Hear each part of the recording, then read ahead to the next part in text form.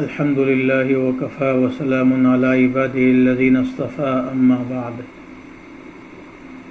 أعوذ بالله من الشيطان الرجيم بسم الله الرحمن الرحيم إياك نعبد وإياك نستعين صدق الله العظيم۔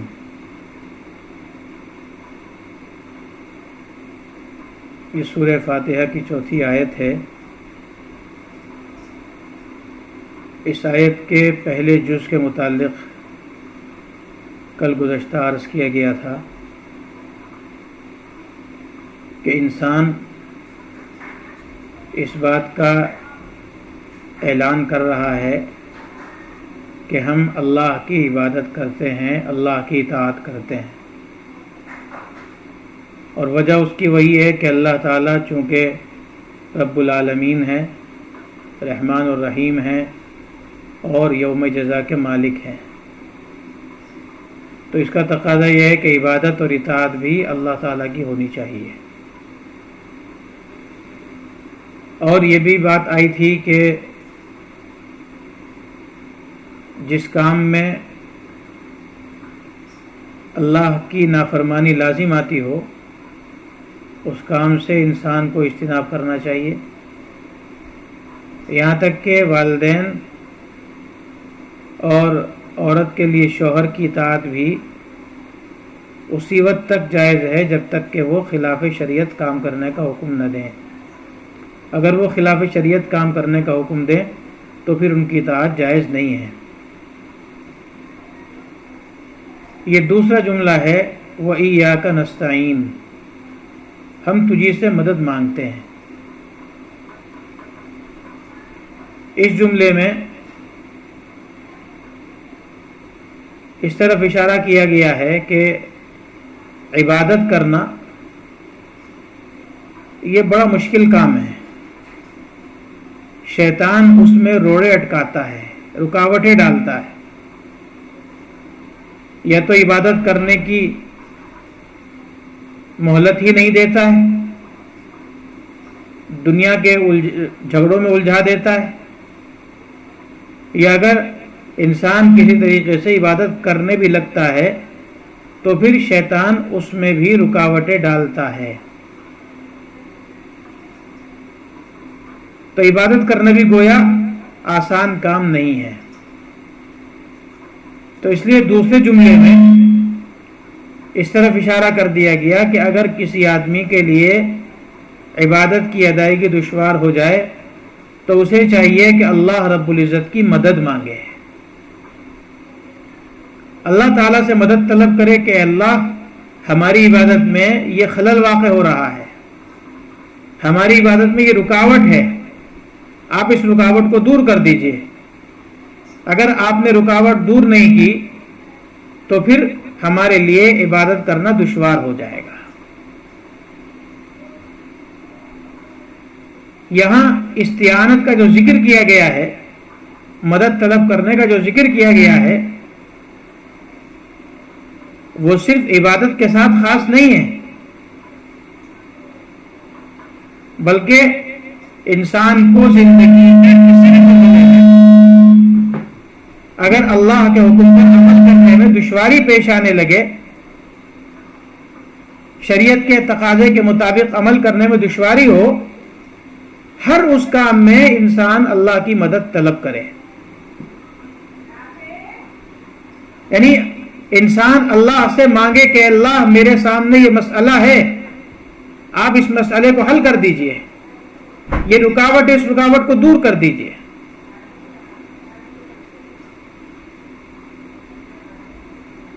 کوئی آدمی یہ نہ کہے کہ میں شریعت کے احکام پر کیسے عمل کرتا، شریعت کے احکام پر عمل کرنا اس وقت دشوار ہے، پورا ماحول بگڑا ہوا ہے۔ مثال کے طور پر کوئی کہنے لگے کہ رشوت سے آج کے دور میں بچنا ممکن نہیں ہے، اس لیے کہ ہر کام کرنے کے لیے انسان کو رشوت دینی پڑتی ہے، یہاں تک کہ جائز کام کرانے کے لیے بھی جب تک انسان رشوت نہیں دیتا ہے اس وقت تک اس کا کام نہیں ہوتا ہے۔ تو کوئی آدمی یہ کہنے لگے کہ میرے لیے رشوت سے بچنا ممکن نہیں ہے، سسٹم پورا بگڑا ہوا ہے، نیچے سے اوپر تک رشوت کا دور دورہ ہے. اگر کسی کو رشوت سے بچنا ہے تو اسے اللہ سے مدد مانگنی چاہیے کہ اللہ رشوت سے میں کیسے بچ سکتا ہوں, آپ ہی میرے لیے کوئی راستہ نکال دیجیے. یا کوئی آدمی کہنے لگے کہ بازار کے اندر تو دھوکے بازی ہے, فریب ہے, جھوٹ ہے, اس کے بغیر تجارت چل ہی نہیں سکتی ہے, میں کیسے تجارت کروں گا؟ اللہ سے مدد مانگے کہ اللہ اس فریب والی اور جھوٹ والی تجارت سے میری حفاظت فرما لیجیے. اگر کوئی انسان یہ کہتا ہے کہ آج کے دور میں چونکہ بے پردگی عام ہے, نگاہ کی حفاظت کرنا مشکل ہے, میں کیسے حفاظت کروں؟ تو اللہ سے مدد مانگو. اللہ سے کہو کہ اللہ اس پرفتن دور کے اندر میری نظر کی حفاظت فرما لیجیے.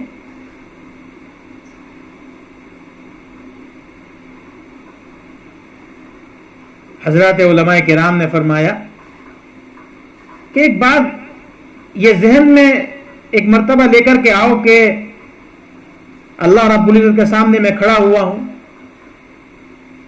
اور اللہ تعالیٰ مجھ سے پوچھ رہے ہیں کہ تم نے رشوت کیوں لی تھی, رشوت سے اجتناب کیوں نہیں کیا تھا, تم نے جھوٹ کیوں بولا تھا, تم نے نگاہ کی حفاظت کیوں نہیں کی تھی. تو تم یہ نہیں کہہ سکتے کہ اللہ ماحول بگڑا ہوا تھا. اللہ تعالیٰ کہیں گے کہ تم نے ہم سے مدد کیوں نہیں مانگی. اگر تم ہم سے مدد مانگتے تو دیکھو ہم کیسے مدد کرتے ہیں. اللہ تعالیٰ سے اگر کوئی انسان کسی بھی کام میں مدد مانگتا ہے تو اللہ تعالیٰ اس کے لیے راہ نکالتے ہیں, اس لیے کہ اللہ کی قدرت سے باہر کوئی چیز نہیں ہے. اللہ نے قرآن کریم میں جگہ جگہ فرمایا ان اللہ علی کل شیء قدیر, اللہ تعالیٰ ہر چیز پر قادر ہیں. تو جب ہر چیز پر قدرت رکھتے ہیں, تم اللہ سے مدد مانگتے کہ اللہ رشوت سے میری حفاظت کر لیجئے, جھوٹ سے میری حفاظت کر لیجئے, بدنگاہی سے میری حفاظت کر لیجئے, تو کیسے ممکن ہے کہ اللہ تعالیٰ مدد نہ کرتے ہیں؟ جو بھی پریشانی تمہارے سامنے آئے تم اللہ سے مانگو کہ اللہ مجھے یہ پریشانی ہے, مجھے اس پریشانی سے بچا دیجئے, میری مدد کر دیجئے. اللہ سے تعلق تو قائم کرو. اگر ہم اللہ سے تعلق قائم کرتے ہیں تو پھر اللہ تعالیٰ کی مدد ضرور آئے گی. لیکن اگر ہم اللہ سے تعلق قائم نہیں کرتے تو پھر اللہ کی مدد ایسے نہیں آتی ہے. جب ہم بار بار یہ کہہ رہے ہیں ایاک نعبد و ایاک نستعین, ہر نماز کے اندر ہر رکعت کے اندر اس بات کا اقرار کر رہے ہیں کہ ہم تیری عبادت کرتے ہیں اور تجھ سے مدد مانگتے ہیں, اور پھر ہمارا عمل جو ہے اس کے برخلاف ہے, ہمیں ہر مشکل کے وقت میں اللہ سے مدد مانگنی چاہیے. یہی وجہ ہے کہ حضور اکرم صلی اللہ تعالی علیہ وسلم نے ہر موقع پر انسان کو دعائیں سکھائی ہیں. دعاؤں کا مقصد یہی تو ہے کہ انسان کا اللہ کے ساتھ تعلق مضبوط ہو جائے, انسان اللہ کی طرف متوجہ ہو. انسان کھانا شروع کرتا ہے تو اس کے لیے بھی دعا بتلا دی گئی, کھانے سے فارغ ہوتا ہے تو اس کے لیے بھی دعا بتلا دی گئی, انسان بیت الخلاء میں جاتا ہے تو اس کی بھی دعا بتلا دی گئی, باہر نکلتا ہے تو اس کی بھی دعا بتلا دی گئی, انسان سونے کا ارادہ کرتا ہے تو اس کی دعا بتلا دی گئی, سو کر اٹھتا ہے تو اس کی دعا بتلا دی گئی. کون سا مرحلہ ایسا ہے کہ جس میں اللہ کے رسول نے ہمیں دعا نہیں بتلائی ہے؟ یہاں تک کہ اپنے قلوب کی حفاظت کے لیے بھی اللہ کے نبی نے دعائیں بتلائیں, اللہم ان قلوبنا ونواصینا وجوارحنا بیدک. اے اللہ ہمارے دل, ہماری پیشانیاں, ہمارے اعضاء آپ کے قبضے میں ہیں. لا تملکنا منها شیئا فاذا فعلت ذلك بنا فکن انت ولینا واہدنا الی سواء السبیل.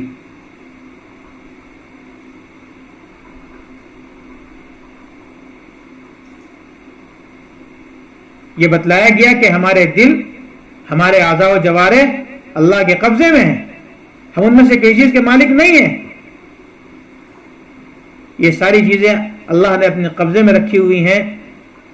تو اے اللہ اپنے فضل و کرم سے آپ ہی ان کے رکھوالے بن جائیے، ان کی حفاظت کر لیجئے، ان کو سیدھے راستے پر ڈال دیجئے.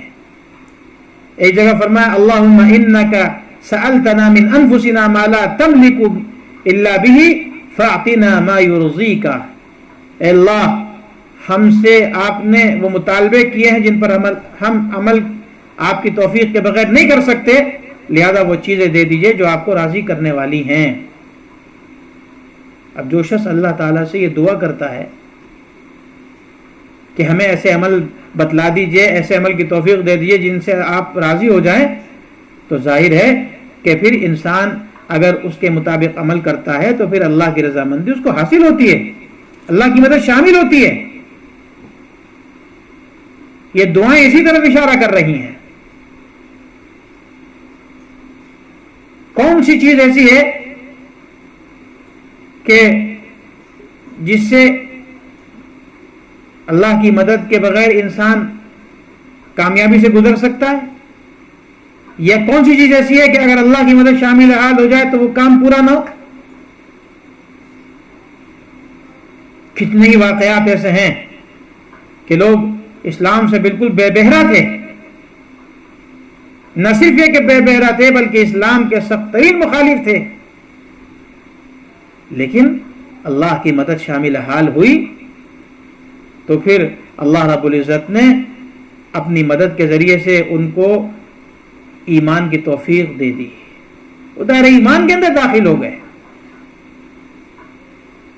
حضرت عمر رضی اللہ تعالیٰ عنہ جیسا شخص جو اسلام اور مسلمانوں کا انتہائی دشمن، لیکن جناب نبی کریم صلی اللہ تعالی علیہ وسلم نے اللہ تعالیٰ سے مانگ لیا کہ اللہ ابو جہل یا عمر کے ذریعے سے اسلام کو قوت عطا فرما دیجیے. اللہ سے مدد مانگی، اللہ تعالیٰ نے مدد کی، اور حضرت عمر جیسا شخص جو حضور اکرم صلی اللہ تعالی علیہ وسلم کو قتل کرنے کے ارادے سے اپنے گھر سے نکلا، لیکن درمیان کے واقعات ایسے پیش آئے کہ اسی واقعے کے دوران ہی حضرت عمر رضی اللہ تعالیٰ عنہ دائرہ ایمان کے اندر داخل ہو گئے. حضرت صحابہ کرام کی تاریخ آپ اٹھا کر کے دیکھیے، صحابہ کے بعد جو لوگ آئے ان کے بارے میں آپ پڑھیے، کتنے لوگ ہیں کہ اللہ تعالیٰ سے ان کے لیے مدد چاہی گئی، دعا کی گئی تو اللہ تعالیٰ نے مدد فرمائی اور ان کو ایمان کی توفیق عطا فرما دی. تو یہ آیت اس طرف اشارہ کر رہی ہے کہ انسان کا کوئی بھی معاملہ ہو اسے اللہ تعالیٰ سے ہی مدد طلب کرنی چاہیے، اللہ تعالیٰ کی مدد سے وہ کام آسان ہو جائے گا. اللہ تعالیٰ ہم کو اپنے وعدوں پر یقین کی توفیق عطا فرمائے اور ہر کام میں ہمیں اللہ تعالیٰ صحیح مدد حاصل کرنے کی توفیق عطا فرمائے. وآخر دعوانا الحمدللہ رب العالمین.